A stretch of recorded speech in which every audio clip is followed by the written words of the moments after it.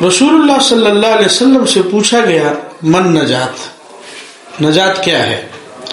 آپ نے 3 باتیں اس سوال کے جواب میں ارشاد فرمائی۔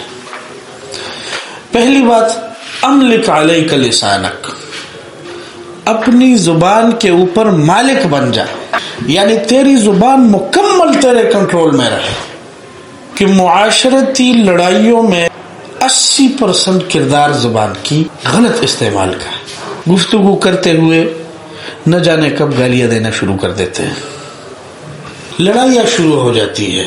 آپ نے دیکھا ہوگا کہ ہماری خواتین آپس میں کوئی اختلافات ہو، لڑائیاں ہو، تو ظاہر ہے وہ ایک دوسرے کو کوئی ٹینکوں یا توپوں سے تو نہیں مارتی، ان کی لڑائی کا بھی سب سے بڑا ہتھیار زبان ہے۔ گفتگو کرتے ہوئے غیر احتیاطی کر لیتی ہے، غیر محتاط ہو کر گفتگو کرنے کی وجہ سے غیبت، چغلی، بہتان، یہ چیزیں، تو وہ معاملات لڑائیوں میں تبدیل ہو جاتے ہیں اور خاندان ایک دوسرے سے جدا ہو جاتے ہیں۔ سو جناب رسول پاک صلی اللہ علیہ وسلم نے جو پہلی بات نجات کی ارشاد فرمائی ہے، املک علیک لسانک، اپنی زبان کا خود کو مالک بناؤ، مکمل کنٹرول اور کمان اپنے ہاتھ میں رکھو اپنی زبان کا۔ اور اسی وجہ سے بخاری شریف ہی کی حدیث ہے، جناب رسول اللہ علیہ وسلم کا ارشاد ہے کہ جب ابن آدم صبح کرتا ہے تو جسم کے تمام اعضاء زبان سے اپیل کرتے ہیں کہ یار اگر تو ٹھیک رہا تو ہم، فَإِنِ اسْتَقَمْتَ اسْتَقَمْنَا، اگر تو سیدھا رہا تو ہم بھی ٹھیک ہوں گے۔ وَإِنِ اعْوَجَجْتَ، اور اگر تو ٹیڑھا ہو گیا، تیرے اندر خرابی آ گئی، تو پھر ہم آلریڈی خراب ہو جائیں گے۔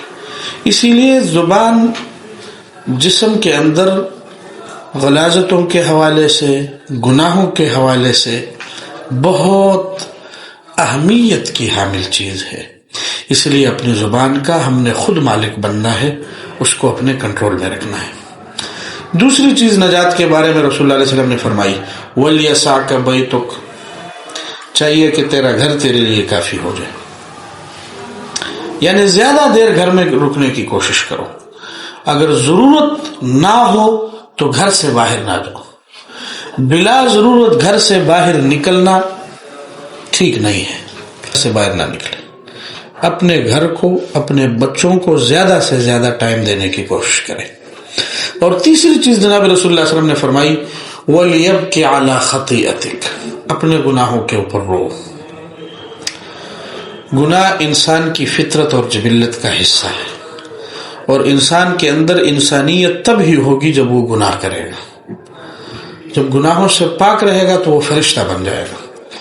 اسی لیے گناہ کے اوپر رونا، اللہ سے معافی مانگنا، گناہ کر کے پھر اللہ کی طرف رجوع کرنا، یہ انسانیت کا تقاضا ہے اور جناب رسول اللہ صلی اللہ علیہ وسلم کا حکم ہے۔ اللہ کی منشا یہ نہیں ہے کہ انسان گناہ نہ کرے، اللہ کی منشا یہ ہے کہ انسان گناہ کرے اور پھر توبے کے ذریعے سے واپس میرے پاس آ جائے۔ اسی لیے ہم نے ان دونوں چیزوں کا خیال رکھنا ہے۔ جن 3 چیزوں کو جناب رسول اللہ صلی اللہ علیہ وسلم نے نجات قرار دیا ہے، ان تینوں کو اختیار کرنے کی کوشش کرے، اللہ تعالیٰ عمل کرنے کی توفیق عطا فرمائے۔